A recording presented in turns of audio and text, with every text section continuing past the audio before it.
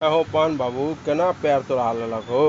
हम तोड़ा लेलियै कि तोड़ि देलक महाराज। तू जे छै से मतलब किछु बाजि दै छक नहि नहि नहि सएह पूछै छियै। सुनलियन खेतमे टूटि गेलक। हाँ वएह गेल छलियै कनि आम ताम देखै लए बुझलक। कहलियै एक बेर कनि आम ताम देख लै छियै। बाल बच्चा सब फोन करै छै टिकट लिअ कि नहि लिअ। तोरा तऽ बुझले छौ बिहारके हाल। हाँ 2 महीना 4 महीना पहिले टिकट फुल भऽ जाइ छै। कहलियै जे रुकि जो मज्जर टिकला देख कऽ आबै छियौ। गेल रही सार सब जे छै से बकरी केनाहितो बान्हि दै छै बुझिते छहक। आ ओ बकरी रहै तोरा कतऽ कहाँ। हाँ ओकर रस्सी रहै तोरा एहिठाम खुट्टा गाड़ल।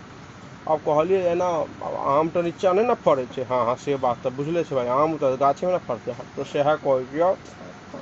आमके देखऽ लगलियै तोरा ऊपर ऊपरे देखैत देखैत चलऽ लगलियै पएरमे जे छै से रस्सी फँसि गेलै। हाँ तत जोरसँ खसलहुँ जे डाँर बुझल जे कोनो काजक नहि रहल। हाथोमे बड्ड चोट यऽ हाथो नहि बुझक काजक। तऽ प्लास्टर नहि भेल यऽ सएह बुझल। बड़ा समस्या भऽ गेलै हो। कतेक कहिया तक कहलकन। 1 महीनाके कहै छै डॉक्टर बा। 1 महीना कहलक हँ जे नहि उठू नहि बैसू। अब बड़ा समस्या छै हो। शौच तौचमे तऽ बड़ा दिक्कत हेतै महाराज।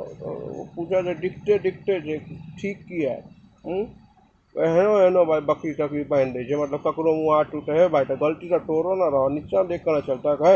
आम के मज्जर ऊपर हो आम ऊपर फड़ते कि नीचा देखिए तोरो बात सब लेकिन मतलब